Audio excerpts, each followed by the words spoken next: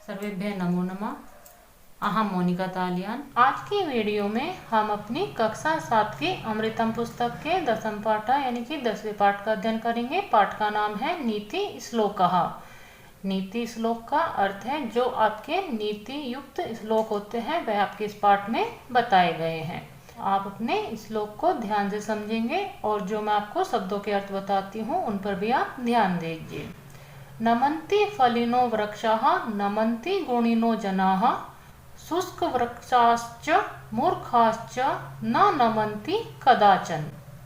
नमन्ति यानी कि नमस्कार करते हैं, फलिनो फलों से युक्त, वृक्षाः वृक्षों को, नमन्ति नमस्कार करते हैं, गुणिनो गुणों से युक्त, जनाः मनुष्यों को, शुष्क वृक्षाश्च सूखे हुए वृक्षों को, मूर्खाश्च और मूर्ख व्यक्तियों को, ना माने नहीं, नमन्ति नमन करते, कदाचन कोई भी कभी भी।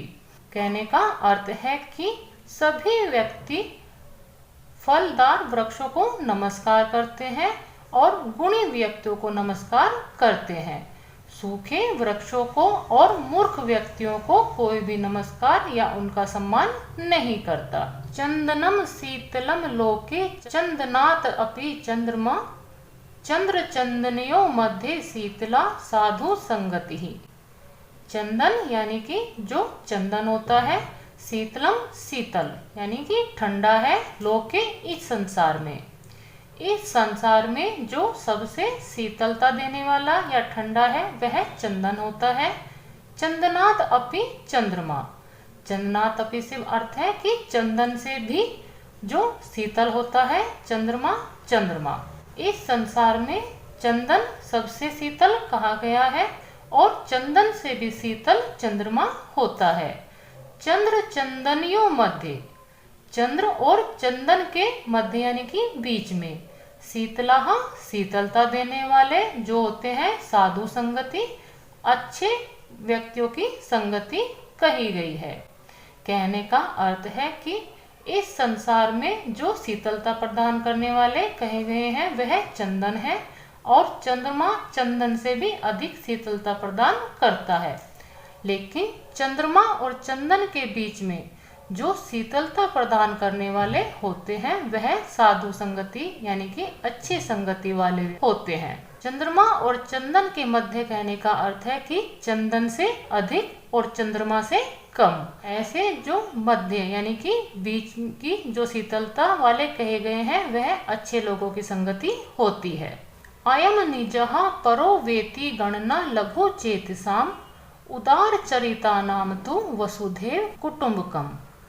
अयम माने यह है, निजः मेरा है, परो परो का अर्थ है दूसरे का, वा इति वा माने अथवा, इति माने इस प्रकार, गणना जो गणना करते हैं या बताते हैं, लघु चेतसाम, लघु चेतसाम का अर्थ है छोटे हृदय वाले, उदार चरिता नाम जो विस्तार या विस्तृत हृदय वाले हैं, तू माने तो, वसुधैव पूरी पृथ्वी ही, कुटुंबकम परिवार कहते हैं।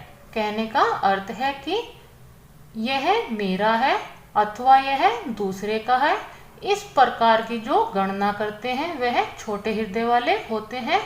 लेकिन जो उदार हृदय वाले या उदार चरित्र वाले व्यक्ति होते हैं उनके लिए तो पूरी पृथ्वी ही एक परिवार होती है। गच्छन पीपलिको याति योजना नाम शतान्यपि आगच्छन वन्यतयो अपि पद एकम न गच्छति। गच्छन यानी जाते हुए, पिपलिको चींटियां, याति जो इस प्रकार, योजना नाम मीलों तक, सत्यानपि सो अन्य भी। कहने का अर्थ है कि चलते हुए चींटियां, सो या जन यानी कि 100 मीलों से भी अधिक तक चली जाती हैं।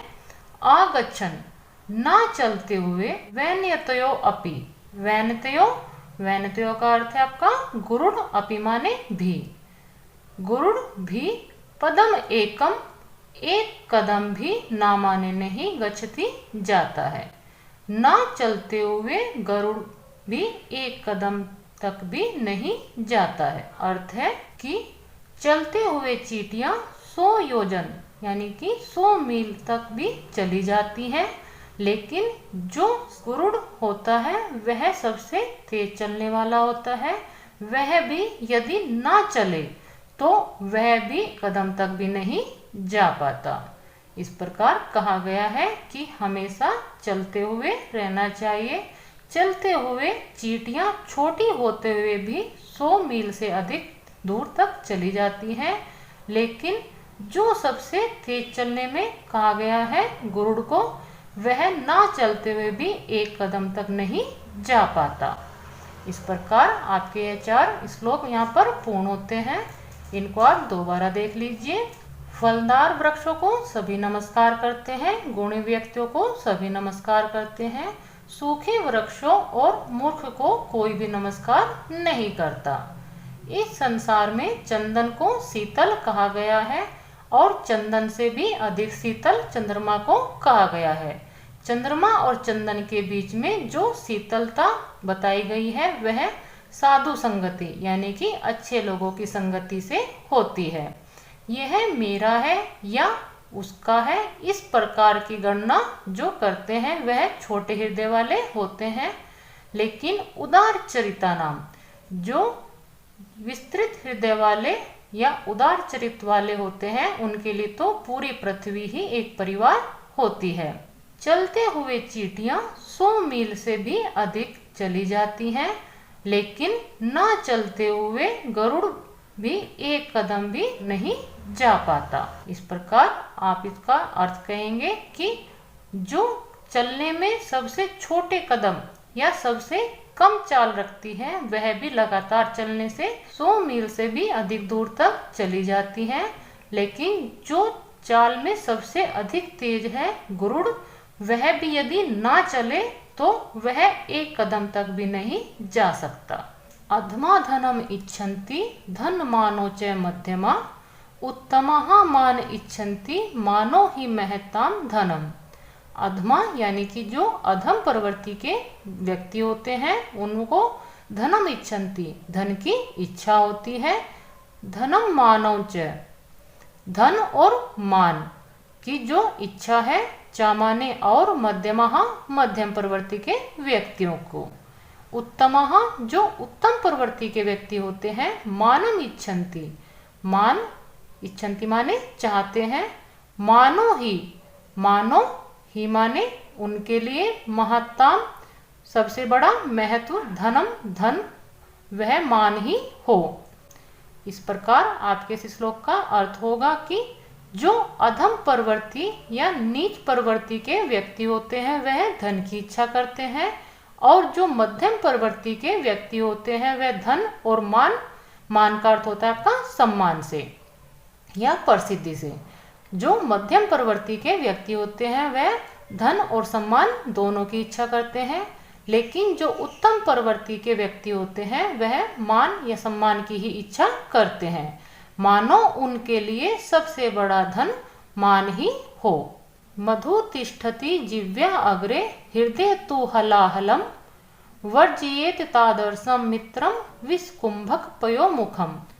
मधु यानी कि शहद या मीठा तिष्ठन्ति रखते हैं, जिह्वा अग्रे जीव के आगे भाग पर, या वचनों में हृदय तु माने तो हलाहलम, हलाहलम का अर्थ होता है आपका जहर या विष, वर्जित उनको छोड़ देना चाहिए, तादर्शम ऐसे, मित्रम मित्र को, विषकुंभक जो कैसे होते हैं, विषकुंभक यानी कि विष से भरे हुए घड़े के समान, पयोमुखम मुख में पानी वाले। हमें ऐसे मित्रों को छोड़ देना चाहिए जो विष से भरे हुए घड़े के समान होते हैं, लेकिन उनके मुख पर पानी दिखाई देता है। वह मित्र कैसे होते हैं, उनकी जीवा में या उनके जीवा के आगे भाग में, कहने का अर्थ है कि उनकी बोली में हमेशा मिठास होता है, लेकिन उनके हृदय में हमेशा विष भरा होता है। उनको उसी प्रकार छोड़ देना चाहिए जैसे हम विष से भरे हुए घड़े को मुख पर पानी वाले घड़े को छोड़ देते हैं। मनस्य अन्यत वचस्य अन्यत कर्मण्य अन्यत दुरा आत्मनाम मनस्य एकम वचस्य एकम कर्मण्य एकम महात्मा नाम। मनस्य अन्यत का अर्थ है मन से दूसरा, वचस्य अन्यत का अर्थ है वचन से दूसरा, कर्मण्य अन्यत का अर्थ है कर्म से दूसरा। जो मन वचन और कर्म से दूसरे होते हैं, दुरात्मना वह बुरे व्यक्ति कहे गए हैं। मनुष्य एकम मन से एक, वचस्य एकम वचन से एक, कर्मण्य एकम कर्म से एक, महात्मा नाम जो महात्मा व्यक्ति होते हैं वह मन वचन और कर्म से एक होते हैं। इस प्रकार आपके श्लोक का अर्थ होगा कि जो मन वचन और कर्म से दूसरे होते हैं, कहने का अर्थ है कि उनके कहने में कुछ होता है लेकिन उनके मन और कर्म में अंतर होता है, वह बुरी आत्मा यानी कि बुरे व्यक्ति होते हैं।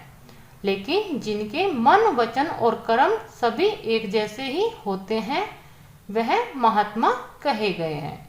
इसको आप कह सकते हैं कि कथनी और करनी में कोई अंतर ना रखने वाला महात्मा होता है, लेकिन कथनी और करनी में जो अंतर करता है वह दुरात्मा यानी कि वह दुर्जन व्यक्ति होता है।